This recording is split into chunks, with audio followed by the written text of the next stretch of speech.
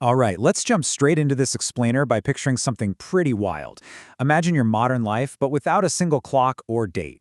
Take a second and really put yourself there. No phone to check the time, no calendar app pinging you, absolutely no concept of whether the year is 2025 or 2026. How would you know when to do, well, anything? It sounds like a fun thought experiment, but for thousands of years, this was the intense, everyday reality for our ancestors. Welcome to the untold history of time. You see, to truly grasp what a big deal this is, we've got to ground this abstract idea of time in the downright brutal reality of ancient survival. Today, sure, we use a calendar to plan a vacation, but back then, if you didn't know exactly when to plant your seeds before the monsoon hit, you were facing starvation. Plant too early, your seeds rot. Plant too late, they dry up. Time wasn't just some convenience. It was literally an invisible enemy, a force of nature that we absolutely had to capture just to survive. So here is our roadmap showing how different civilizations across the globe tackled this exact same mathematical puzzle in their own totally unique ways. We're going to cover survival without a clock, monuments built for time, India's incredible natural precision, Rome's political calendar chaos, a massive 10-day heist, and finally, how we're actually living in dual timelines right now. Kicking things off with Section 1, Survival Without a Clock, and the very first mathematical artifacts.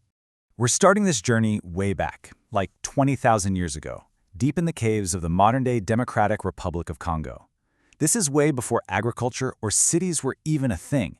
Someone there actually picked up a baboon bone and carved 168 systematic notches into it, perfectly arranged in 3 distinct columns.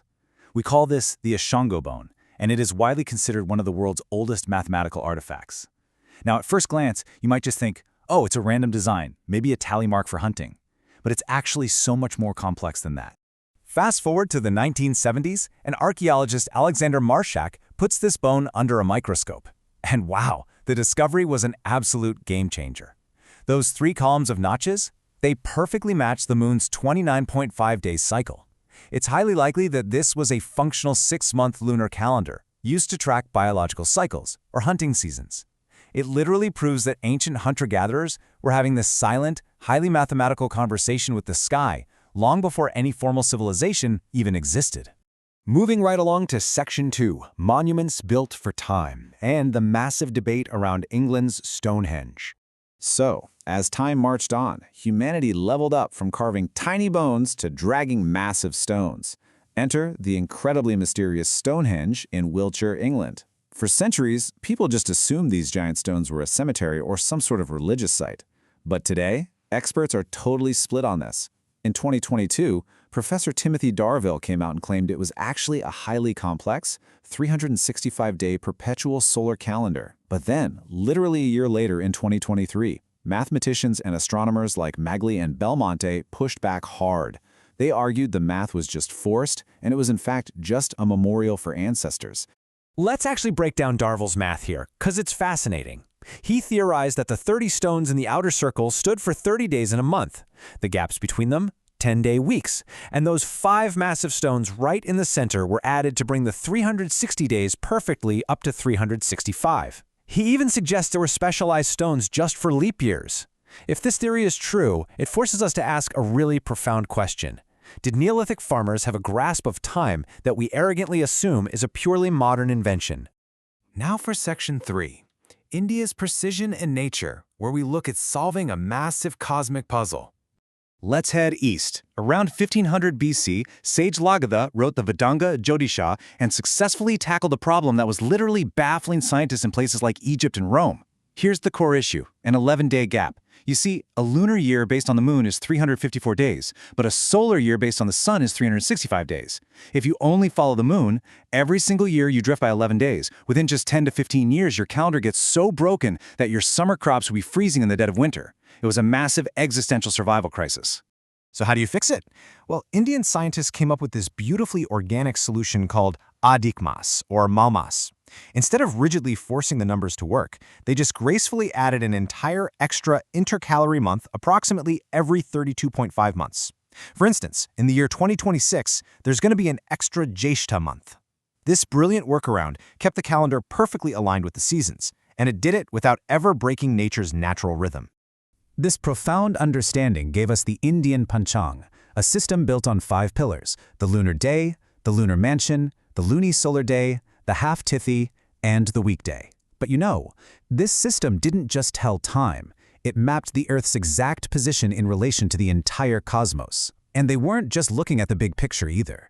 They broke time down into incredible nano-units like Truti and Nimish. They were doing this thousands of years ago, mapping the universe with just astonishing precision. And if you want to see the sheer depth of that science in physical form, just look at the 13th century Konark Sun Temple in Odisha, built by King Narsimhadeva I. The entire temple is designed as a massive chariot with 24 wheels. But get this, these aren't just decorative stone wheels. They function as perfect, real-world sundials.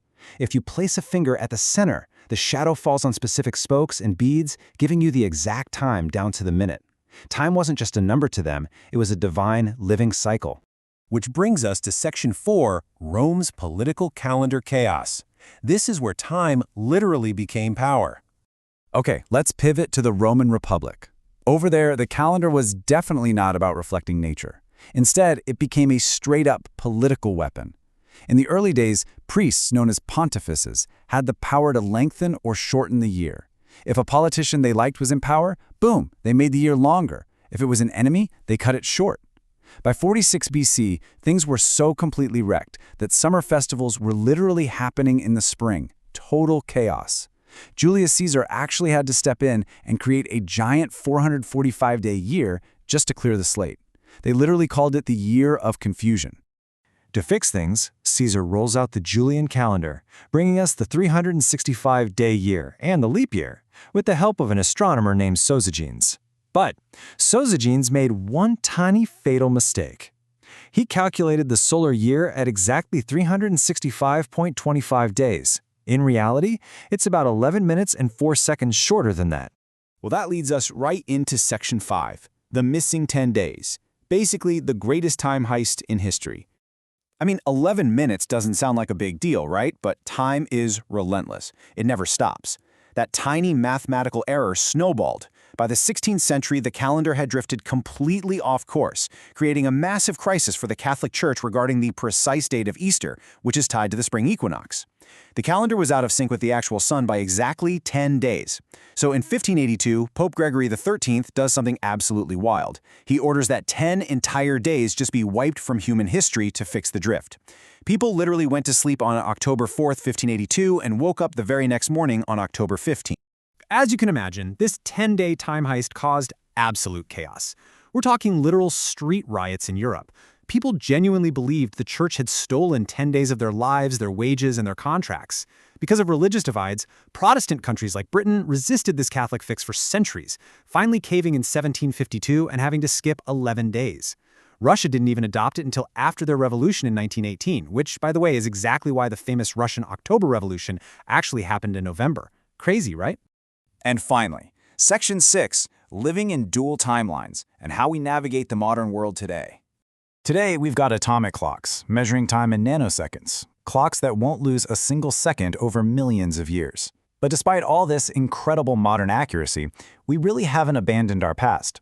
Look at how we live right now. Billions of people globally are living in dual timelines. We use the Gregorian standard to run our offices, the stock markets, our flight schedules. But when it comes to life's biggest, most important milestones, like weddings, festivals, or even planting crops, we still honor the ancient, organic rhythms of systems like the lunisolar Panchang. Now, the key takeaway here is that as we look at all these incredible systems, there is no single winner. No civilization's method was inherently superior. Every single culture developed exactly what they needed to survive their unique reality and environment. Turning this into a competition entirely misses the point, and it diminishes the incredibly difficult historical struggles each civilization faced. They all contributed to the flow of time as we know it. So let's wrap up this explainer with a thought. From the anonymous person carving a bone in a cave, to the builders of Stonehenge, to the brilliant sages of India and the turbulent priests of Rome, time is our deeply shared history. The next time you look at your watch, remember, you're not just looking at the time. You are looking at human civilization's greatest struggle and, honestly, its greatest victory. So what will the calendar of the future look like when we inevitably start living on other planets? Think about that for a second and keep exploring.